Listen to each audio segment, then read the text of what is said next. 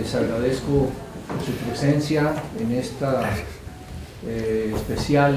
muy especial para mí, para Flaxo, en que tenemos una conferencia magistral de Enrique García, presidente de la Corporación Andina de Fomento, que como ustedes saben, tanto por la investidura que Enrique tiene en su trayectoria, como por la función que desempeña la Corporación Andina de Fomento como un banco muy importante, uno de los más importantes de América Latina, y pues porque para mí personalmente es un logro haberlo logrado traer el día de hoy, después de esfuerzos sistemáticos durante varios años en que no se podía acomodar suficientemente bien su agenda o no podía pasar por México, y bueno, hoy finalmente y felizmente lo tenemos con nosotros, y le quiero dar las gracias por su presencia, y quiero también darle las gracias personalmente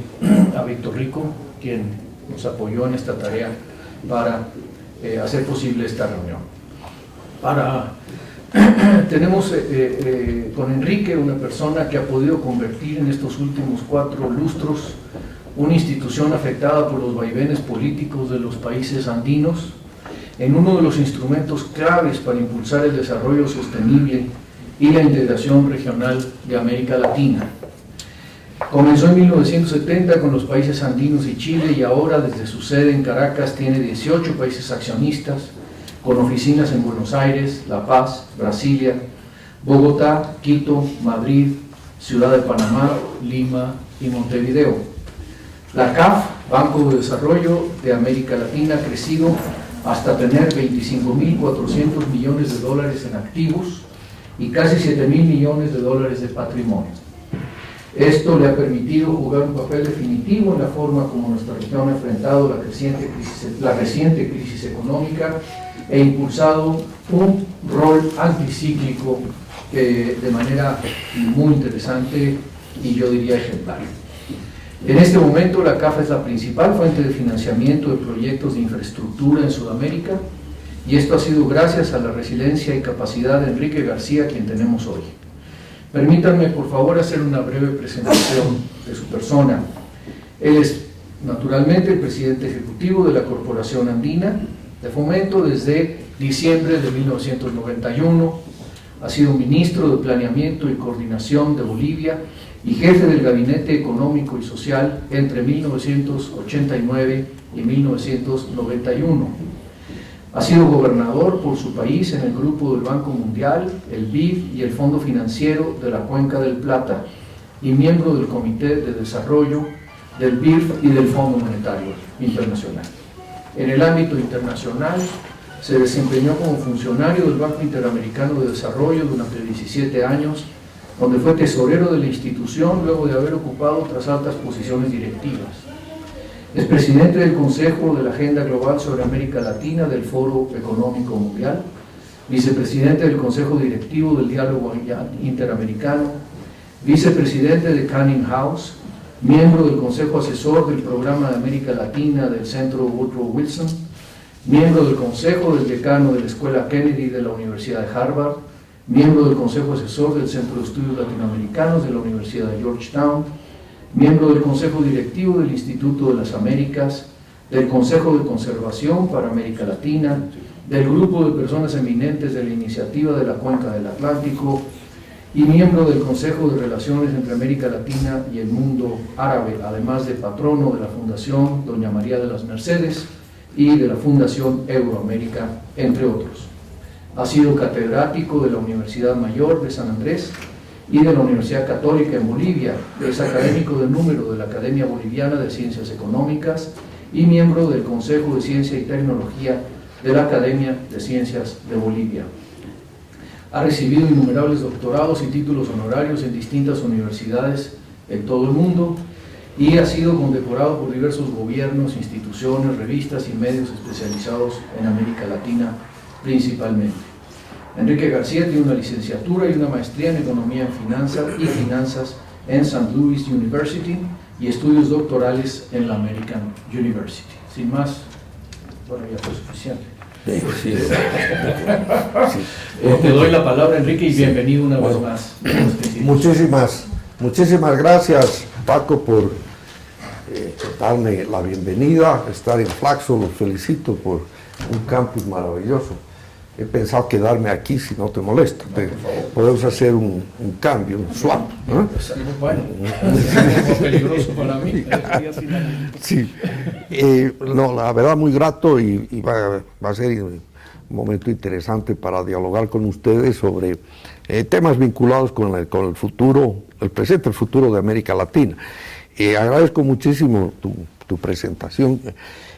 Quizá añadirle un par de cosas. Una, como bien señalabas tú, esta institución nació como un banco subregional de los países andinos, pero hoy día son 18 países de América Latina y el Caribe, y en efecto ya no nos llamamos Corporación Andina de Fomento, nos llamamos CAF, Banco de Desarrollo de América Latina, y ustedes me dirán, ¿por qué de América Latina?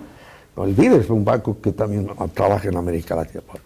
El BID es para América Latina, pero el D, anoten su rayo, tiene un significado, es el sentido de propiedad. CAF es el único banco multilateral de desarrollo a nivel regional en el mundo que tiene la característica de ser de propiedad de países emergentes. Porque si ustedes ven, por ejemplo, tenemos el Banco Asiático, el Banco Africano, el BID, el Banco Mundial, tiene dos tipos de socios. Tiene los socios que son donantes, Estados Unidos, Japón, Alemania, en fin, y los países en desarrollo que son beneficiarios. Ponen capital, pero menos capital.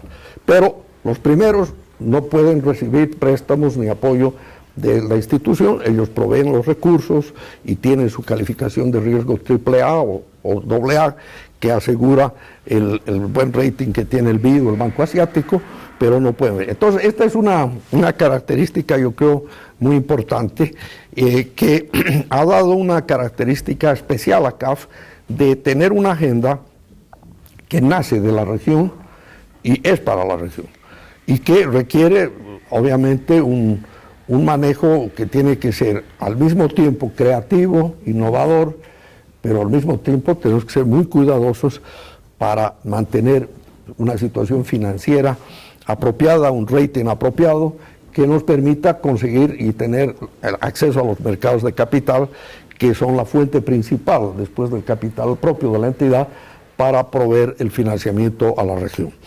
En el caso de otra aclaración importante, creo que una buena noticia, México fue en realidad el primer país que tomó la decisión de incorporarse a CAF en una categoría especial que se abrió en los años 90 para países de América Latina. Y fue precisamente en esa época que México tomó la iniciativa de ingresar. En los últimos tiempos hemos fortalecido muchísimo esta relación con México, con unos nuevos aumentos de capital, y precisamente muy pronto estamos abriendo también una oficina que va a estar funcionando aquí en Ciudad de México en un par de meses, lo cual va a facilitar mucho un mayor contacto en el trabajo. Y la última aclaración, cuando me presentan y dicen, señor Enrique García es presidente desde 1991, ha sido reelegido 5 veces, entonces claro, la gente comienza a preocuparse, yo digo, sí, debo aclarar, he sido reelecto, efectivamente estoy en mi 5º periodo, pero la reelección se ha realizado sin cambiar la Constitución. Cosa que ustedes saben muy bien, es un fenómeno que a veces que se ha puesto de moda en varios lugares. Así que quiero hacer esa aclaración. Bueno, lo que voy a tratar de introducir y luego abrir a un debate, a preguntas, es algunas reflexiones sobre dónde está América Latina y cuáles son los desafíos principales.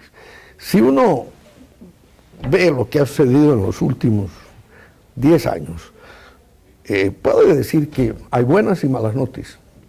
¿Cuáles son las buenas noticias? La primera buena noticia es que la mayor parte de los países de la región han adoptado políticas macroeconómicas muy prudentes, que se han traducido en que, si uno mira el mapa, con algunas excepciones, si uno mira las cifras en materia fiscal, si uno mira los temas de deuda pública, si uno mira la inflación, uno se va a encontrar con que la mayor parte de los países tiene unos indicadores muy favorables. Cuando uno mira lo que está pasando en Europa, el propio Estados Unidos, y compara esas cifras con las cifras de América Latina, realmente estamos en un mundo fantástico. Yo me acuerdo hace 20, 22, 23 años cuando era ministro, y inclusive en mis primeros años en CAF, cuando los latinoamericanos entrábamos a una reunión en el marco del Fondo Monetario o de banqueros, uno entraba y lo miraba y decía, estos son responsables, porque evidentemente habíamos hecho desastres en la región. Si uno mira las hiperinflaciones e inflaciones, habíamos tenido en Sudamérica especialmente, en Chile, en Perú, en Bolivia, en todos una situación. La crisis de la deuda aquí se inició en México y fue todo lo que sucedió en ese. Entonces uno entraba y me miraban mal. Yo comentaba ese detalle el otro día con Pedro Aspe. Recuerdo que habíamos ido en la misma época, él era secretario de Hacienda, yo era ministro en esa época. Y bueno, ese era. En cambio ahora entramos orgullosos, pues, y todos los miramos, ahora ustedes son los culpables. No, y la verdad que las cifras estas son muy buenas. Ahora, ¿por qué esas cifras son buenas? Yo creo que hay dos razones. La primera ya la dije, los países aprendieron de las lecciones duras que significó los desequilibrios de los años 80 y tuvimos que ajustarnos en la década de los 80 que se denomina, Enrique Iglesias la bautizó como la década perdida. Tuvimos que hacer un ajuste tan severo que los países aprendieron la lección, y la lección es que no se puede jugar con la macroeconomía. Bueno, ese es un factor, pero hay un segundo factor que ha sido fundamental en los últimos años, y particularmente este comentario se refiere más a Sudamérica que digamos México y Centroamérica, es el efecto de los términos de intercambio. Lo que ha sucedido en los precios de los commodities, de las materias primas, en los últimos años es excepcional. Entonces eso ha impulsado buenas políticas en general con un efecto de términos de intercambio que es algo espectacular. Entonces uno mira las cifras y por ejemplo, las reservas internacionales de América Latina hoy día son 800 mil millones de dólares. Déjenme citarles un ejemplo para no usar otro país, en mi país. El día que yo asumí la jefatura de gabinete económico, venía de Washington, había estado de tesorero, en la noche le dije a mi esposa, esta es la peor locura que he cometido, aceptar este cargo. ¿Sabe cuánto eran las reservas netas de Bolivia ese día? Negativas 150 millones de dólares. ¿Saben cuántos son las reservas netas que tiene el presidente Evo Morales hoy día? 14 mil millones de dólares, para una economía que es de 28 mil millones de PIB, es un exceso. Bueno, pero eso les muestra, cito un caso extremo, pero si van ustedes a la región van a encontrar esa situación. Bueno, entonces ahí está, esa es una buena noticia, y esa buena noticia ha sido parte de la razón por la cual América Latina se ha defendido bastante bien de las crisis recientes, la del 2008 y la más reciente. Entonces, ahora viene la pregunta, ¿debemos estar contentos con eso? Bueno, yo siempre digo, y cuando me reunía en la conferencia de los ministros de Hacienda, Economía, Bancos Centrales de CELAC hace unos meses, yo comencé indicando, hay vida más allá de la macroeconomía y hay vida más allá de los commodities. Y por ahí voy a dar mi mensaje. En realidad, si bien América Latina ha mostrado un crecimiento los últimos años, un promedio de 4,5%, con excepciones importantes, hay como 6 o 7 países que han tenido crecimientos de sobre el 6%, algunos 7, 8%. Lamentablemente, la economía de México y Brasil, que son las economías más grandes, han estado últimamente por debajo del promedio. Pero en general la región ha estado creciendo a una tasa del 4,5% en promedio. Entonces la pregunta es, ¿debemos estar satisfechos con eso? Y la respuesta es no. ¿Y por qué no? Porque si uno mira los problemas que tiene la región, debe ser muy claro de que con un crecimiento promedio del 4,5% es muy difícil o casi imposible que América Latina en los próximos 25 años logre aproximarse a una convergencia en términos de ingreso per cápita con los países industrializados. Muy difícil. Y segundo, de que en forma sostenible resuelva el problema más importante que todavía queja a la región, que es la desigualdad. Entonces, para argumentar esto, nosotros hicimos un estudio, encargamos un estudio que es América Latina hacia el 2040, con gente con un conocimiento profundo no solo de América Latina, sino del mundo. Y en ese estudio, claramente, lo que se muestra es que para lograr esa convergencia, la región tiene que pensar en un promedio de crecimiento que sea por lo menos superior al 6% en forma sostenida para lograr esa convergencia y esa solución. Decir eso es fácil, hacerlo es difícil. Entonces déjeme citarle cuáles son los temas centrales, los cuellos de botella centrales que uno debe pensar en encarar en una agenda de largo plazo. Primero, veamos los factores que son base de un modelo de crecimiento. Uno es la inversión. Entonces, si vemos cuánto invierte América Latina en promedio en relación al PIB, invierte más o menos 20-21% del PIB. Simplemente por vía de comparación, ¿cuánto invierten los países asiáticos? El doble. Es mucho, ¿no? Pero es el doble. ¿Cuál es el ahorro interno en relación al PIB de América Latina?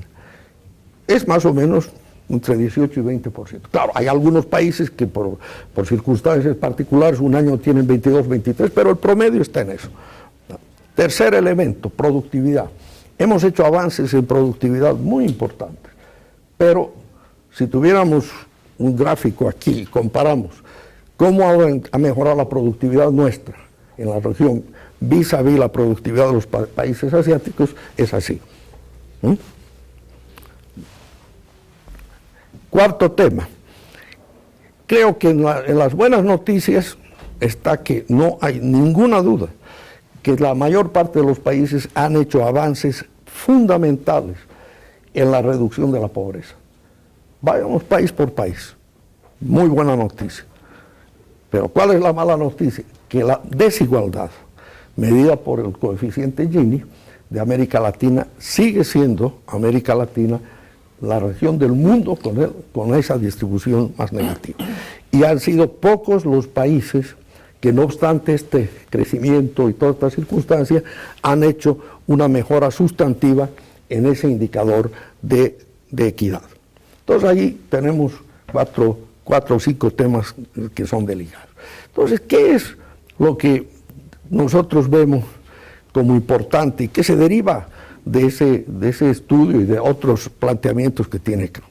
Y les voy a dar algunas pautas de lo que nosotros pensamos.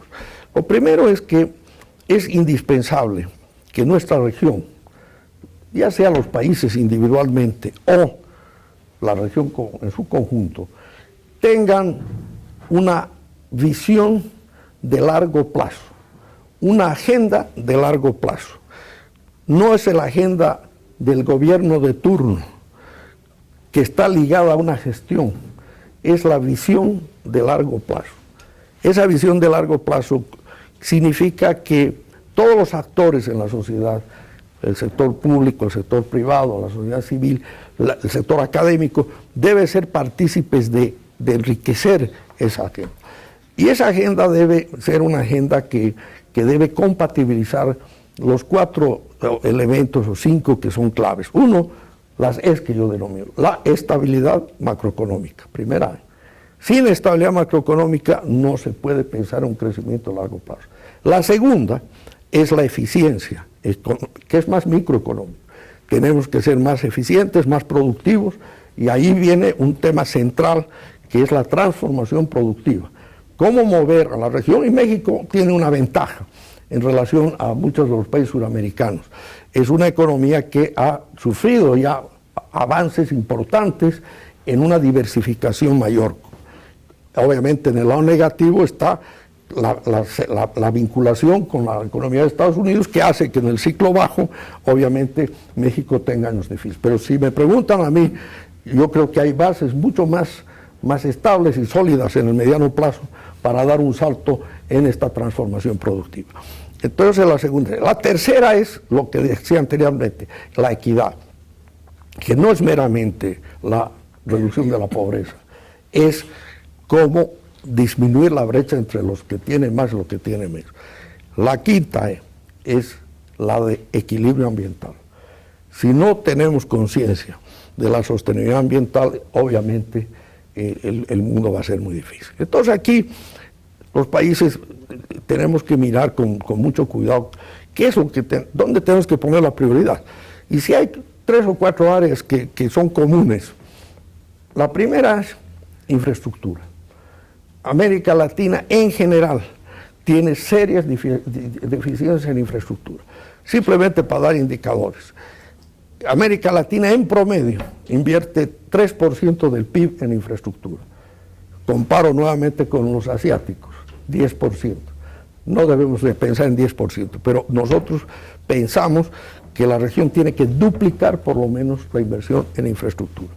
Y para duplicar esa inversión en infraestructura es indispensable una colaboración público-privada de alta magnitud, porque el Estado solo no puede hacerlo, el sector privado tampoco.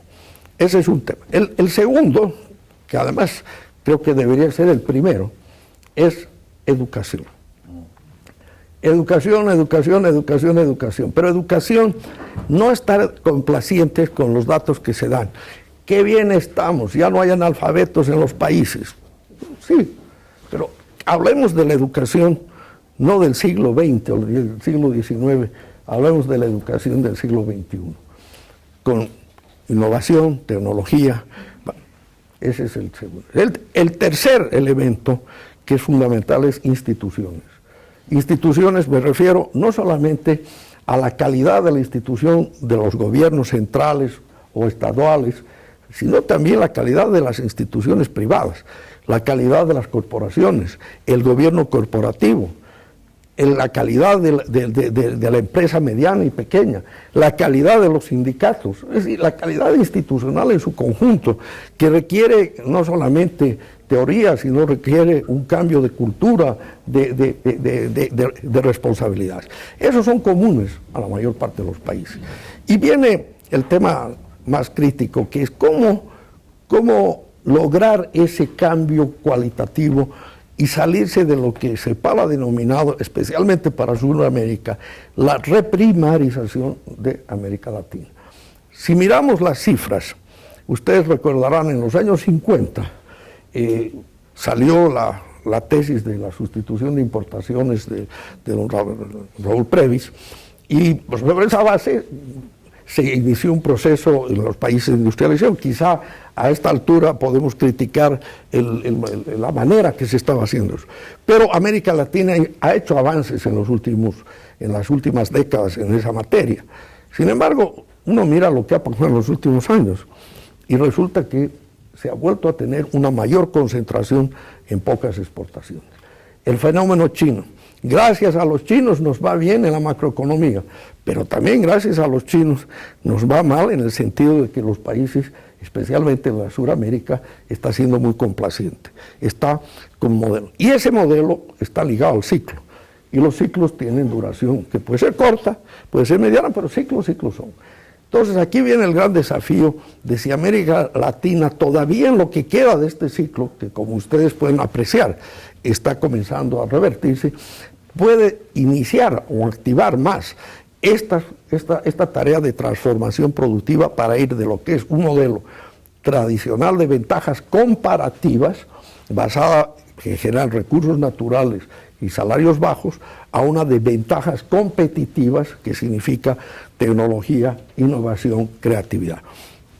Bueno, ese es un poco el tema. Cuando uno mira los ejemplos asiáticos, por ejemplo, me gusta usar el ejemplo de Corea. Corea, en el año 1965, era un país que tenía un ingreso per cápita de $235. Dependía para su subsistencia de donaciones, de la ayuda americana, de la ayuda esta, que subsidios. Es un país que no tiene recursos naturales. Sin embargo, hoy día, ¿dónde está Corea? Corea es una de las 20 economías más importantes del mundo. Tiene un ingreso per cápita de $23,000. ¿Cómo lo hizo? Es decir, obviamente podemos entrar en comparaciones de modelos políticos y otros temas, pero yendo a lo básico que hicieron los coreanos, ¿qué puede ser parecido a lo que han hecho otros países en Asia? Primero es tener esa visión de largo plazo. Segundo, hacer que esa visión de largo plazo sea compartida por la sociedad. ¿Y dónde pusieron énfasis? En los 3 temas que yo mencioné: en infraestructura, en educación y en instituciones. Y eso les permitió captar una serie, bueno, primero tener un recurso humano bien formado internamente, pero también enviaron a gente a los mejores centros de educación en Europa, Estados Unidos, con una ventaja que nos diferencia en América Latina, quizá no sea el caso de México, es de que mucha gente que uno manda, que sale a estudiar fuera, van a MIT, y luego, el momento de la verdad, como no tienen oportunidad, se quedan fuera. Entonces, ese es el tema. Pero ven, ahí tenemos un caso importante que debe ser guía. Ahora, ¿cómo moverse de esa transformación de economías de ventajas comparativas a ventajas competitivas?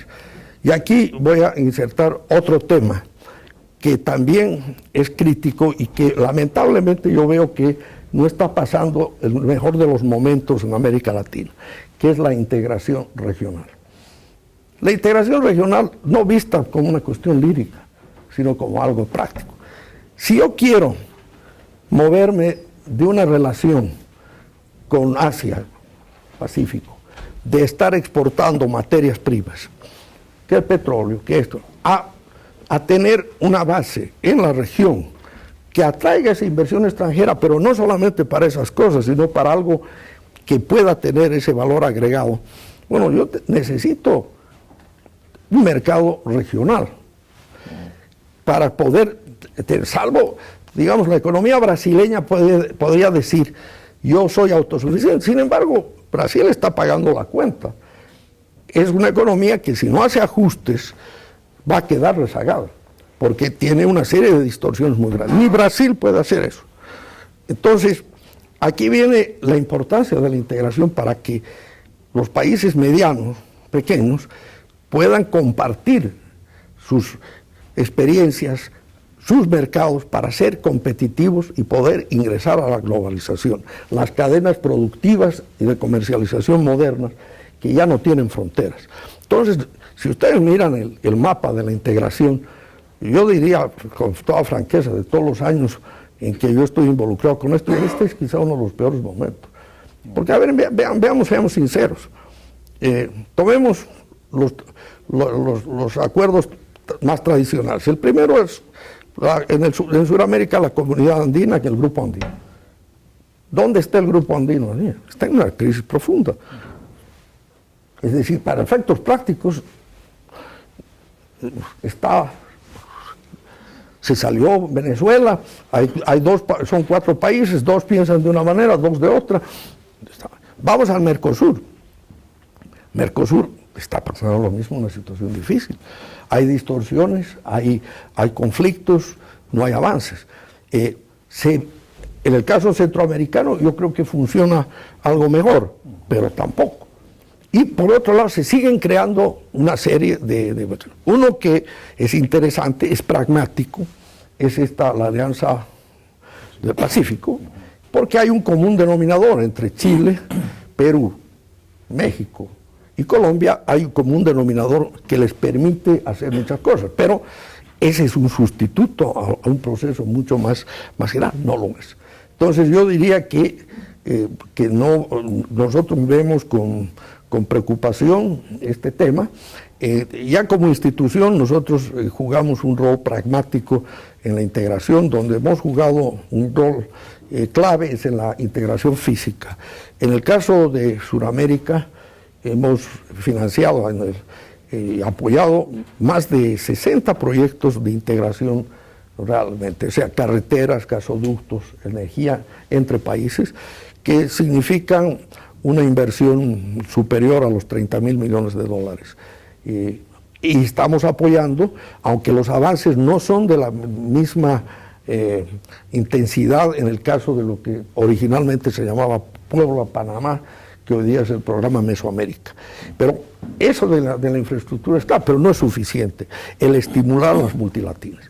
Y el otro tema que obviamente es clave es tomar conciencia de que hoy día, si queremos que el mundo nos vea, tenemos que mirar al mundo, y que hay que insertarse en esas grandes cadenas que son a nivel global. Y no basta el tener acuerdos de libre comercio, eso es importante, pero hay que tener también los productos que voy a vender, que tienen que ser competitivos. Entonces aquí viene uno de los desafíos más grandes que tiene la región. Bueno, este es un poco el panorama. Debemos ser optimistas o pesimistas. Yo creo que uno puede ser optimista con moderación siempre y cuando el principal riesgo que a mi juicio existe es la complacencia. A veces cuando uno va a las reuniones de nuestros jefes de Estado y habla, la verdad es que hay autocomplacencia, todos pensamos que estamos bien y puede venirnos un chubasco muy grande. Por ejemplo, otro tema que ha sido clave en los últimos años es el acceso muy favorable y competitivo a los flujos de capital externo. Bueno, pues ¿por qué se ha dado eso? Es decir, si uno mira los spreads que ha estado pagando América Latina, son increíblemente bajos, pero eso es muy obvio. ¿Por qué? La política monetaria de Estados Unidos, que ha significado gran liquidez con tasas de interés muy bajas, ha hecho de que los capitales busquen lugares con mayor rendimiento, y eso es América Latina. Sin embargo, si usted mira las cifras de lo que ha pasado en el último mes y lo que ha pasado la última semana, ya hay razón para preocuparse, porque los flujos están revirtiendo. En menos de una semana, hace 15 días, el bono del Tesoro, que estaba en 1.60, se ha ido hoy día, esta mañana llegó a 2.90. Entonces, esa es la tendencia. Entonces, mi mensaje es que la región debe estar consciente de la importancia de una agenda de largo plazo, que la transformación productiva es fundamental para tener innovación, tecnología, que la alianza público-privada en todos los niveles es fundamental para avanzar y que nada es gratis. Si yo no tengo suficiente ahorro, tengo que tratar de aumentar el ahorro, pero como no puedo aumentarlo en una forma enorme, tengo que tener unas políticas apropiadas para atracción de recursos externos, pero en forma inteligente. No es cualquier inversión extranjera, no es cualquier flujo. Tiene que ser aquello que coadyuve a los objetivos centrales del desarrollo. Ese sería, bueno, un poco el panorama, y a una palabra final como Banco de Desarrollo, igual que el caso de los otros bancos de desarrollo. Nosotros tenemos un rol fundamental en jugar algunos papeles claves, que si una institución de este tipo no cuenta con la capacidad de moverse en estos 4 temas, no tiene relevancia. La primera son las CES, las otras eran las ES, ahora son las CES. La palabra en inglés es countercyclical, en español contracíclico, no suena muy bien, pero voy a usarla. Primero, el rol contracíclico. Es decir, son instituciones que debemos apoyar a los países cuando están en problemas. Es decir, no somos el banquero, yo siempre digo, que saque el paraguas cuando llueve, porque en día de sol no se necesita paraguas. Pero cuando está lloviendo, ¿dónde consigues un paraguas? Ese es el rol. Y nuestra experiencia es haber apoyado a países en crisis, a Perú, a Ecuador, a Bolivia, a todos, en momentos de crisis. Y nunca hemos tenido problemas. Hay una lealtad, los países han cumplido con eso. Ese es el primer rol. Segundo es el rol catalítico. Por estar presentes instituciones que tienen una visión más amplia del desarrollo, que conocen los sectores, que tienen capacidad técnica y que dan seguridades por la buena relación que tienen con los estados, podemos ser un factor decisivo de que por cada dólar que ponemos, podemos atraer 2, 3, 4, 5 dólares de otras fuentes. Esos son. El tercero, tenemos que ser creativos. Tercera C. ¿Qué significa? Que uno no puede seguir haciendo más de lo mismo. Hay momentos en que, en los momentos de crisis macroeconómica, digamos hace 5 o 6 años, que era importante para una institución como nosotros, dar recursos de rápido desembolso, financiar comercio porque se cerraron las ventanillas de comercio tradicionales. Pero cuando estás en situación estable, eso no se necesita.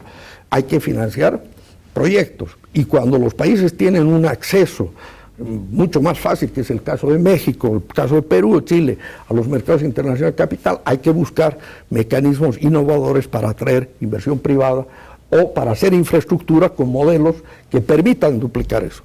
Y finalmente la otra C, tiene que ser conservador en materia de manejo financiero y administrativo, porque si uno no logra que los países sean leales, pagando oportunamente, sirviendo la deuda, y uno no maneja bien las finanzas, pues le van a hacer los downgrades y se queda sin posibilidades. Y creo que CAF, en ese sentido, es una institución con un gran compromiso por la región y siempre muy abierta a trabajar con todos aquellos que estén dispuestos en cofinanciamientos y temas. Y la última palabra es en relación al pensamiento. Uno de los temas que nosotros hemos fortalecido y que en realidad yo me gusta copiar como los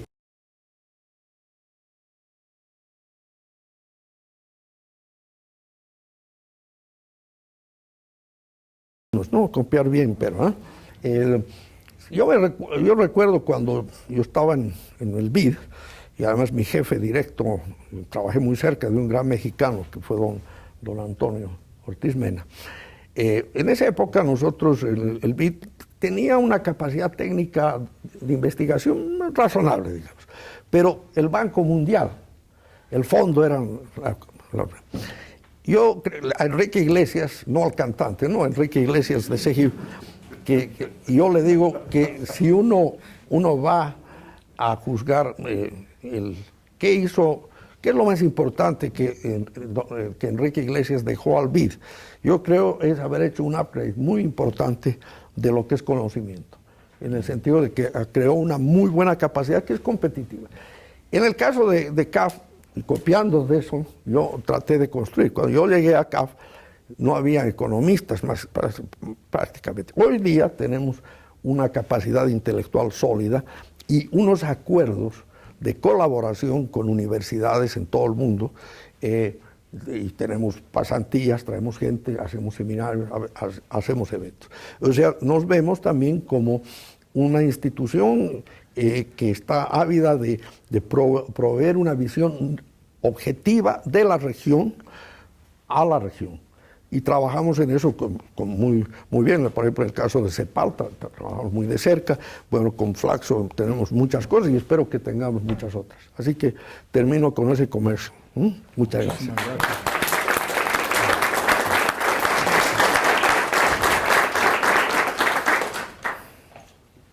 Muchas gracias, Enrique, por esta exposición tan rica y tan ordenada. Creo que ofrece una visión muy interesante y creo que debe haber inquietudes en los colegas y invitados para formular algunas preguntas. Les propongo que hagamos una ronda de unas 3 intervenciones o preguntas. Tranquilo, que sí. sean...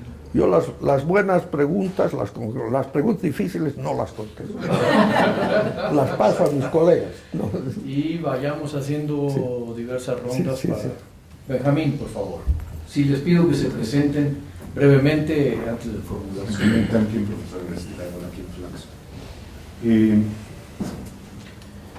Primero, también yo quiero felicitarlo por la capacidad de presentar sintéticamente un panorama tan rico y tan complejo. La verdad que aprendí mucho y me agradezco.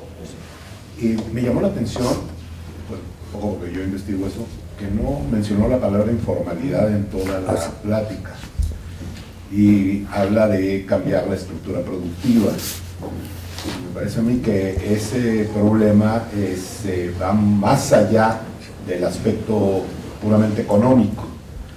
Casi ahí se reúnen todas las cosas de las que usted habló: productividad, instituciones, economía, cadenas productivas, todo está ahí, y es tal vez uno de los obstáculos más importantes que pudiese tener cualquier plan de sobreponernos a los problemas de los que hablaba, tanto la equidad como la pobreza, como la productividad, la eficiencia, casi todas las letras. Las S, las S, todas están ahí. Ahora las Is. Gracias, exacto, le faltó el sí. Y la segunda pregunta que quisiera hacerles, si tiene usted una explicación. Por ejemplo, ahorita estamos aquí en México, ¿no? Un año de una nueva administración, y pues no falta conocimiento, digamos, de estas tesis que usted ha presentado. Por ejemplo, lo de la infraestructura. Y sin embargo entra un nuevo gobierno que se supone que se la sabe de todas y demás, y resulta que el gasto en infraestructura se reduce, el crecimiento económico se detiene, y eso incluso agrava aquellos problemas que son de origen externo. ¿Tiene usted una explicación? ¿Es porque todavía siguen con la cosa del miedo de gastar? Yo entiendo la responsabilidad financiera, pero esto ni siquiera corresponde a la responsabilidad financiera. Es como un acto, ¿cómo lo diría?, casi automático de esta administración, ¿no? Y de Hacienda dentro de... Bueno, muy bien. Primero, su primer punto, lamento, lo omití, es un error porque es fundamental. Porque, digamos, si uno mira el panorama de la región y uno mira las cifras de desempleo, se puede llevar una impresión falsa. Porque obviamente las cifras de desempleo aparecen bajas. Pero el problema central es la informalidad. Y creo que ahí es donde cabalmente uno de los grandes desafíos en toda esta transformación productiva es cómo generar oportunidades para que haya más empleo. Segundo, cómo hacer que la gente se formalice.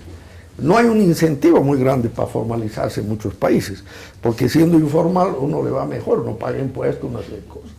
Pero ese es un tema central. Y justo estoy viniendo de una conferencia anual sobre la economía en Aspen, en Colorado, que estuve hasta ayer, y hubo una presentación que me impresionó mucho de un gran investigador, un joven, pero brillante, de MIT, sobre, no me acuerdo el nombre, sobre temas de tecnológicos de transformación. Y uno de los aspectos que se debatió ahí, que me dejó preocupado, es el futuro de la manufactura, de la industria manufacturera, y su interacción con lo que es el empleo. Porque se ve que con este gran avance en tecnología y de informática, resulta, y lo decía en forma muy graciosa él, que la fábrica de aquí a 15 años va a tener 2 empleados y un perro. ¿Y por qué el perro? El perro para cuidar que no se roben las cosas, todo lo demás va a estar en manos de robots. Entonces, aquí viene esa preocupación. Yo creo que si no se encuentran caminos para crear condiciones para mayor empleo de la sociedad, de la juventud, y eso tiene que ver con temas de educación. ¿De qué sirve si yo te educo a la gente, pero luego no?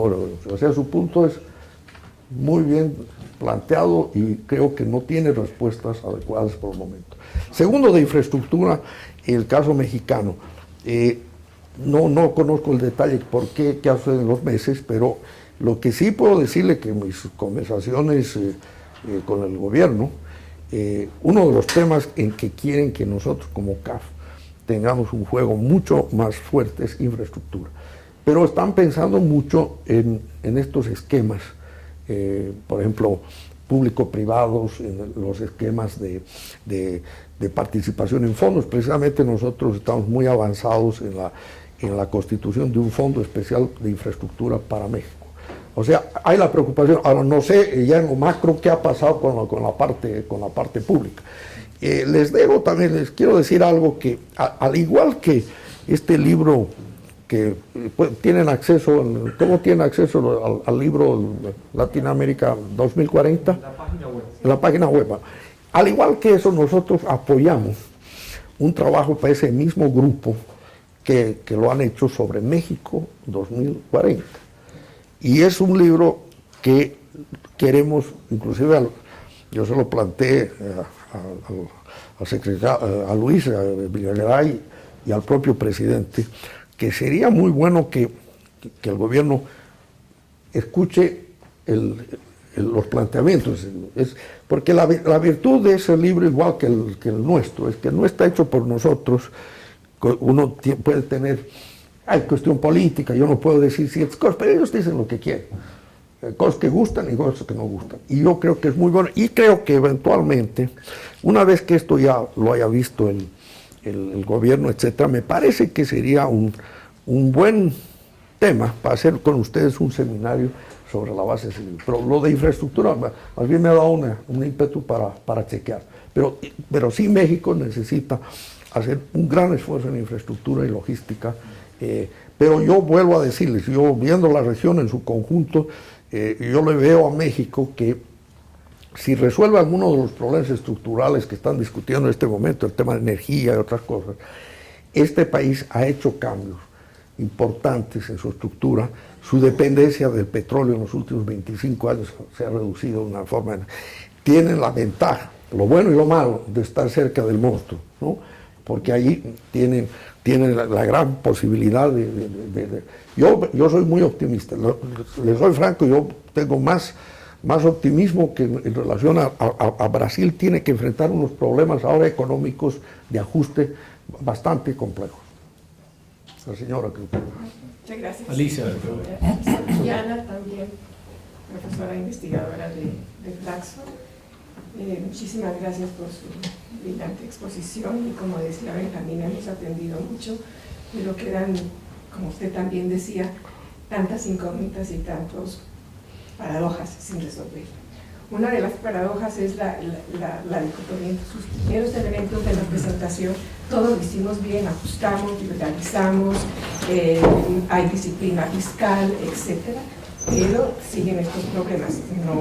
No crece, no surge el ahorro, no se está invirtiendo, la productividad no avanza en la medida que debería avanzar comparado con los competidores, ya que estamos compitiendo en el mundo. Digamos, se abrieron tanto las economías, o suficientemente, que se compite con la inversión y con la producción privada en el mercado interno y en el mercado externo, ¿verdad? ¿Y qué pasa? No crece.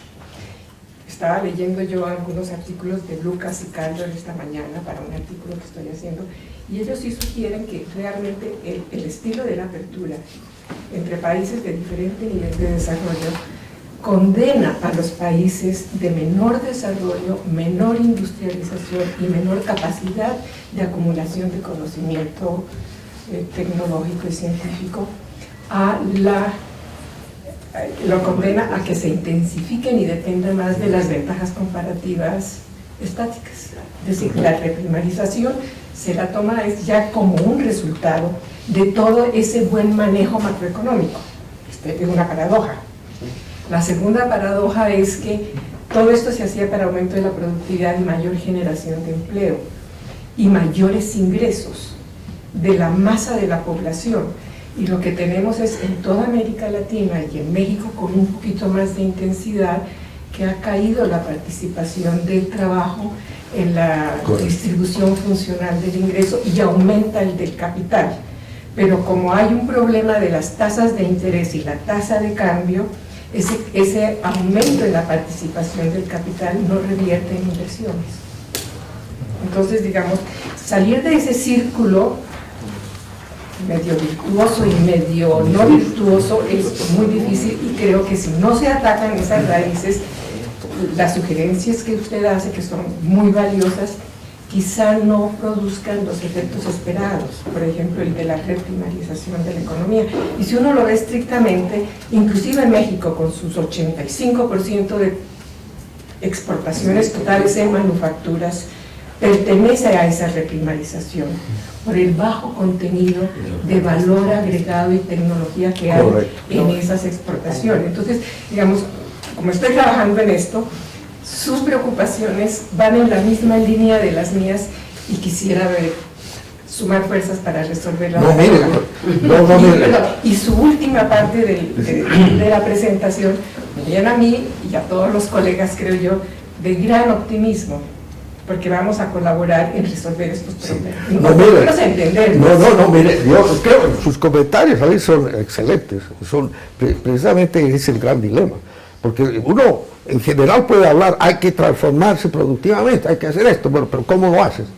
Y la verdad que rever un poquito el tema de los acuerdos de libre comercio es muy importante, porque yo he visto que algunos países se entusiasman porque firman, el ministro de Comercio de turno del país se pone feliz y firma su acuerdo de libre comercio.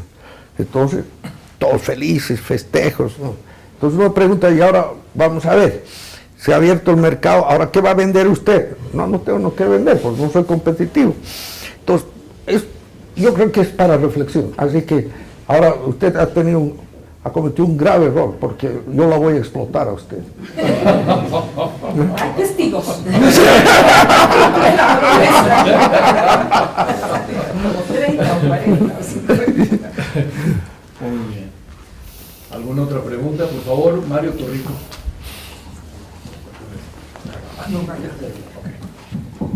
Gracias, soy Mario Torrico, soy profesor de acá de Flaxo y soy su paisano. Eso pensé, Puerto Rico. ¿Eh? Sí, cochabambino. Eso es gravísimo. Los cochabambinos tienen una cosa en común, él es la excepción. Todos quieren ser presidentes de Bolivia. Igual que los colombianos. Todos mis amigos colombianos, amigos, puedo sumar 20, todos ellos que suelen ser presidentes. No hay para tantos. Respecto a lo que habló de la integración, hay algo interesante, viendo la relación al interior de América Latina, hay mucha heterogeneidad. Muchas veces pensamos que América Latina es homogénea y no, es muy heterogénea. Y por ejemplo, esta reprimarización en el caso de Bolivia, por ejemplo, se dio de la mano de una mayor relación comercial con el Mercosur, ¿no? Es interesante cómo hay deterioro de términos de intercambio, no solamente entre América Latina y otras regiones del mundo, sino al interior de América Latina, ¿no? La relación de términos de intercambio de Bolivia con los países andinos es mucho mejor que la relación con los países del Mercosur. Entonces, ¿qué tanto estas tensiones? Bueno, y esto no es propio de América Latina, eso también ocurre, por ejemplo, en Europa, ¿no? Los países mediterráneos tienen un problema similar con los países del norte de Europa. Pero ¿qué tanto estas tensiones son más bien, o pueden explicar también el problema de mayor integración en América Latina y cómo esto podría entorpecer una mayor integración, más allá de las cuestiones políticas que todos conocemos, ¿no? Pero son más bien cuestiones estructurales, ¿no? Tienes todo, ¿no? No, la verdad es que tomemos el caso del Mercosur, hay distorsiones muy fuertes y las políticas económicas no son iguales. Entonces los países, por ejemplo, un país, tomemos Uruguay. Uruguay está entre Brasil y Argentina, y por más de que Uruguay, independientemente del sesgo de política que tenga, que esté la calle o que esté Pepe Mujica, para efectos prácticos en Uruguay, en las políticas fundamentales no cambia, pero está aprisionado. Entonces, por ejemplo, el caso de Bolivia, a Bolivia le conviene integrarse al Mercosur como está ahora? Yo diría que no, porque está bien que esté asociado, ¿no? Me parece excelente, pero ¿dónde puede ese país pequeño, será grande en tamaño, ¿no? Pero ¿dónde puede ir a explotar mejor una transformación productiva? ¿En qué mercados? No son ni en Brasil ni en la Argentina. Son los mercados del norte, incluyendo Colombia y México, Estados Unidos. Esa es la verdad, porque ¿qué le exporta Bolivia al Brasil? Gas. ¿Qué le exporta a la Argentina? Gas. ¿Puede competir en soja ahí? No.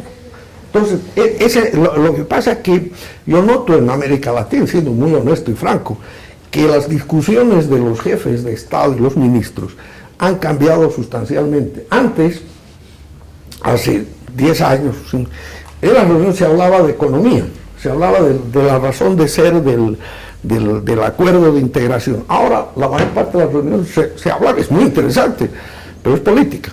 Se está hablando de política. ¿Cómo es que es muy interesante? La última reunión de Mercosur acabó de estar hace 3 semanas. Bueno, es que se habló de política, que si Paraguay vuelve, no vuelve, que si vuelve, que no vuelve, que si Venezuela preside, no preside, que cuando vuelve. Y la sustancia no se está manejando. Entonces, aquí hay muchos dilemas, por eso yo diría que estos próximos 2, 3 años son de una gran responsabilidad para los académicos y para los gobiernos y para las instituciones, porque hay un gran riesgo de que si no llevamos adelante ajustes, tengamos una gran frustración cuando este mejor ciclo que uno puede tener en la historia, posiblemente de muchos años que ha habido, lo hayamos desperdiciado. Pero yo creo que ustedes están en la onda clara. No hay respuestas claras a estas cosas, pero hay que investigarlas, hay que hacerlas, y hay que hacer que la gente que está en la política, en los gobiernos, sean receptivos a las iniciativas del mundo académico que son concretas. Bueno, si no hay otra pregunta, a mí me gustaría hacer una breve intervención. Ay, perdón, adelante, me disculpo. Soy María Dolores Sánchez de la agencia EFE, la agencia de noticias. Me gustaría saber cuál puede ser el papel de América Latina como región en su conjunto ante esta nueva Europa que se ha desarrollado, ¿no? La que por fin hemos visto indicadores positivos, por ejemplo, en países como Alemania o Francia recientemente, ¿no? Esta Europa que, bueno, ha sido un poco devastada y que ahora ha visto que tiene que tomar lecciones, ¿no? Como América Latina puede aprovecharse esta situación que tiene ahora, pues en un continente en el que quizás hasta ahora es un poco más dependiente. No, mira, yo creo que yo soy menos pesimista que muchos de los analistas respecto a Europa. Es decir, evidentemente Europa está en un momento de ajuste, es un ajuste profundo, no es de 1 año, 2 años, pero Europa tiene la dimensión, tiene los niveles de ingresos, tiene las condiciones como para salir adelante. Esta es una ventana de oportunidad para una mejor relación de América Latina con Europa. Y por ejemplo, nosotros, en el caso ya muy concreto, con España, es decir, una cosa que no hubiera sido concebible hace 6 años, 7 años.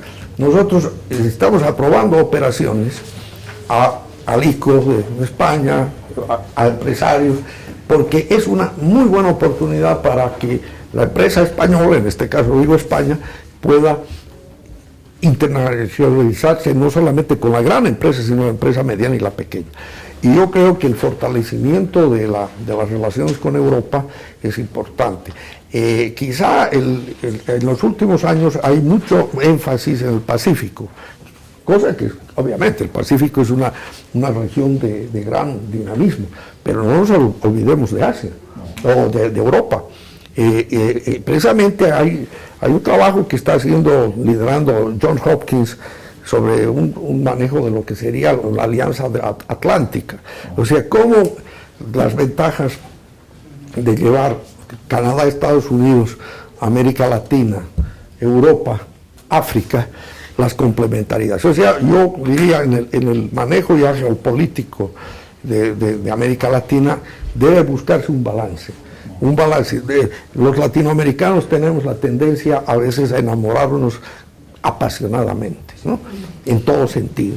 Y entró una infatuation con Asia, que me parece importantísimo, pero en un momento, miremos el otro lado, miremos dónde están complementariedades más claras.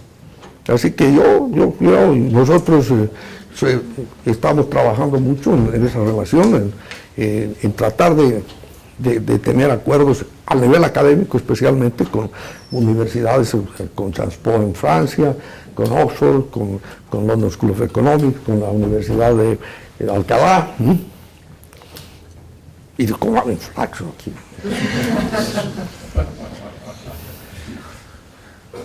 ¿Alguien más? José del Tronco. Sí, buenos días, también me sumo a los agradecimientos de todos por su exposición. Mi pregunta tiene que ver más con su función específica dentro de la CAF. ¿Con qué características tienen los gobiernos con los que es más fácil entablar negociaciones o acuerdos? No, mira, tenemos una característica particular y eso se debe a la naturaleza de la propiedad. Una institución como la nuestra, si no tiene una relación franca, clara, muy objetiva, muy respetuosa de las diferencias, no tiene posibilidad de éxito. Porque mira, si miramos América Latina en términos ideológicos, hay una división. En este momento hay países que piensan de una manera, el rol del Estado, el rol del mercado, su relación con los Estados Unidos, otros muy diferentes. Nosotros tenemos una excelente relación con todos ellos porque respetamos sus diferencias. Nosotros trabajamos tan bien con Venezuela como trabajamos con, digamos, un gobierno que clasificarlo más de derecha, si quieres utilizar el concepto. Porque ahora, lo que sí, nosotros no financiamos cualquier cosa. En la medida que nos presenten iniciativas que sean sanas, que sean buenas, que sean técnica, económica, social y ambientalmente sostenibles, las manejamos. ¿Y dónde está la prueba de esa relación? La prueba de esa relación es que en la historia de CAF nunca ha habido un país que haya entrado en default con CAF. Inclusive en el momento en que digamos, estaban en gran crisis los países, que nosotros, como dije, seguíamos prestándoles, nos han pagado. Yo tengo el ejemplo por ejemplo, el caso del Perú. Y en el Perú, en el gobierno de Alan I, ¿se acuerdan? Alan I quiso hiperinflación, él dejó de pagarle a todos, a la banca privada, le dejó de pagar al Banco Mundial, al Fondo. Yo no estaba en CAF entonces, yo estaba en el BID, yo era tesorero en el BID. Y Enrique Iglesias, sabiendo que yo era amigo de Alan García, me mandó allá. Y yo lo convencí a Alan García de que le pague al BID. Pero lo interesante es que nunca dejó de pagarle a CAF. Ese es un detalle. Otro, los aumentos de capital. Nosotros en los últimos 3 años hemos logrado 3 aumentos de capital de los países por unanimidad que nos llevan a que en 3 años más el capital que tú mencionabas, 7.000 millones, se va a duplicar. Y eso se ha decidido muy rápido. En el Banco Mundial, o en el BID, yo era tesorero, y con el tesorero negociaba los aumentos de capital. Puede tomarte 2 años. Porque no por los latinos, sino por los países que son los Estados Unidos, Japón, en fin. Entonces, hay esas razones, pero ser respetuosos. Otra cosa, no somos paternalistas. Nosotros no llegamos con, miren, esta es la nueva receta para preparar hay una nueva paella que se hace así, esta es la fórmula. No, eso está mal, así se prepara. No. Nosotros vamos a decir, a usted le gusta la paella, a ver cómo la prepara, así, miren. Le sugerimos, mija, ¿por qué no le pone un poquito más aquí? Y al final logramos el resultado. Nos ven a nosotros, hay un sentido de propiedad. El modelo, para darles un caso, los BRICS, que están en el plan de hacer un banco, me invitaron, un día me llamó el chino, el viceministro chino, en la reunión del Banco Asiático hace unos meses, y lo mismo el de la India, para preguntar A ver, cuéntenme cómo ustedes han organizado esta institución, porque el modelo de CAF nos ha parecido el más adecuado para el Banco de los BRICS. Ahora, hay una cosa que es muy importante, que yo no sé si los BRICS la pueden cumplir, y que en el caso de CAF se ha cumplido. No hay interferencia política. El único cargo que es político, al final es el mío, porque me eligen. Pero de ahí para abajo, vicepresidentes, todos son elegidos en función de capacidades, guardando un equilibrio de nacionalidades. Otra cuestión, no hay influencia de ninguna clase en la aprobación de operaciones, porque no tenemos un directorio residente. Digamos, en el Banco Mundial, Banco Asiático, están los ministros, que son los gobernadores, pero en Washington o en Manila hay los directores que son funcionarios, que está todo el día ahí. En CAF no hay eso. El directorio son los ministros, que se reúnen 3 veces al año, y consecuentemente hay un nivel de delegación en materia operativa muy grande a la administración, y la manejamos técnicamente. Lo peor que le puede pasar a un profesional es que su gobierno llame a recomendarlo para un cargo. Ese momento ya no lo elegimos. Puede haber una recomendación en términos de su currículum, ¿no? Pero es presión. Entonces, son características que quizá no son repetibles. Es la naturaleza de que se ha logrado que los países haya una simbiosis ahí interesante.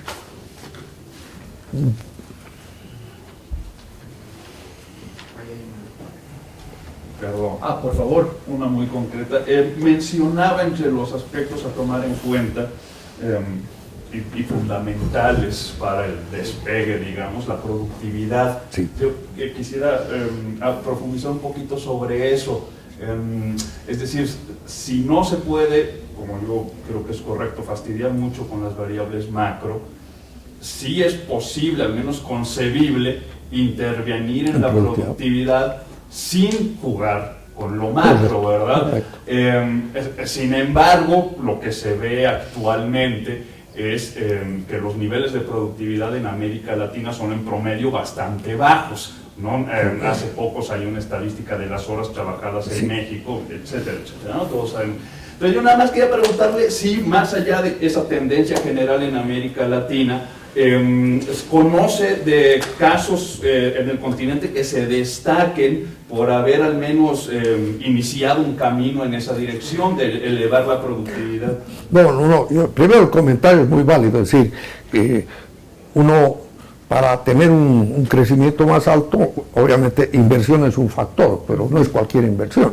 Es decir, puedes invertir 40% del PIB, pero si es una inversión mal planteada, bueno, hay un efecto macro de corto plazo por el multiplicador, pero después eso que la productividad es de otra manera. Yo puedo tener menos inversión y más productividad, pero eso para más productividad necesitas más tecnología, más innovación, recurso humano mucho más formado, en fin. Yo creo que algo dramático así no conozco, pero hay varios países que hacen esfuerzo. Por ejemplo, creo que los mecanismos de investigación tecnológica y de todo este tipo de cosas, en Brasil hay avances interesantes.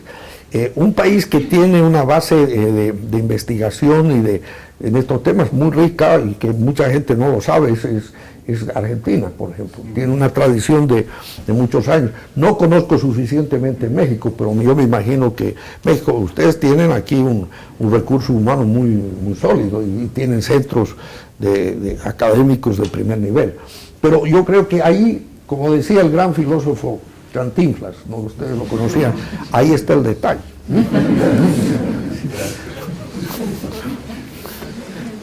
Muy bien. Muchas gracias. Bueno, vamos a dejar descansar a Enrique después de una jornada exhaustiva que comenzó en la Secretaría de Desarrollo Social con problemas de tráfico. Y bueno, yo primero quisiera, desde luego, darle las gracias, pero además no solo dar las gracias en términos generales, sino decirle a Enrique que esta conferencia para mí en lo personal ha sido muy rica y creo que para Flaxo en su conjunto también, por una razón. Así como en la política se da a veces mucha politiquería, y mucha división ideológica que es más superficial que de fondo. En la academia también se suelen producir, y especialmente en América Latina, estas divisiones. A veces cuando yo voy a las reuniones del sistema Flaxo, me reúno con colegas de otras Flaxos en América Latina, me ven como el embajador del gringo to be, ¿no? Si viene de México es gringo to be. Entonces yo les digo, bueno, ¿qué? ¿Ustedes ya eligieron otro imperio? Como que la disyuntiva se estaba planteando, o se ha planteado en algún momento como, bueno, elija usted su imperio, ¿qué quiere? ¿La Alianza Atlántica o China? ¿No? Y esta división y esta distinción en América Latina ha empezado a generar una especie de dualismo realmente ridículo, en mi opinión, desde el punto de vista de toda razonabilidad, es falso.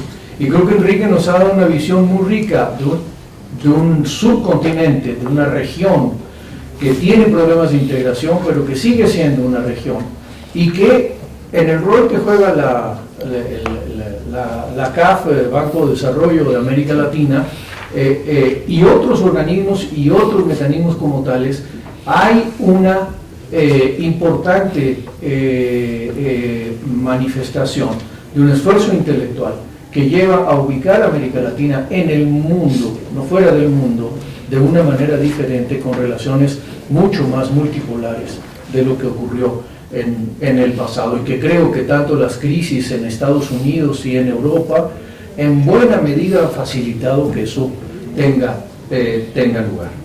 Así es que bueno, y finalmente, por una parte creo que eso nos abre una perspectiva y nos invita a una reflexión mucho más rica y mucho más creativa con todos los colegas de la región, y desde luego le tomo la palabra en el sentido de que Flaxo México continúe colaborando o inicie colaboraciones con la corporación, que ya no se llama corporación, con la CAF, que se sigue llamando CAF, porque estamos muy interesados precisamente en este proceso.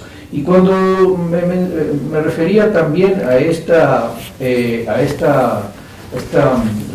dualismo ideológico que se presenta, un maniqueísmo entre rojo y azul, también se replica en buena medida en la Academia Mexicana, en donde algunos sectores de la Academia Mexicana ya consideran que América Latina no es un tema sobre el cual nos debamos seguir discutiendo, porque ya estamos, porque esos sí son gringos to be. Y entonces a mí, o nos ven de pronto como pues latinoamericanos en extinción, como sujetos académicos y de pensamiento. Yo creo que esto ofrece un panorama muy distinto, y creo que estos vínculos de colaboración interinstitucionales pueden ayudarnos mucho precisamente a revivir esa presencia de América Latina con un pensamiento realmente digno de ese nombre. Muchísimas gracias. Quizá una palabrita sobre México. Una de las razones que nosotros estamos muy contentos que estamos fortaleciendo la relación con México es porque yo creo sinceramente que, al margen de que hay subgrupos y esas cosas, México, América Latina debe ser vista en un conjunto. Y México tiene una responsabilidad, yo diría, como país líder, como uno junto con Brasil, son los dos países líderes, y por eso nosotros pensamos que una mayor presencia de México en nuestra organización, y no solo eso, de México en el sur, es fundamental. Y yo creo que sería un error que, si hay círculos académicos que piensan, eso ya no es así. Yo creo que en el mundo futuro la región debe tener el orgullo de ser de la región, pero al mismo tiempo debemos ser más prácticos. A veces la ideología nos lleva a extremos. En los temas de integración hay que ser práctico, no todos piensan igual.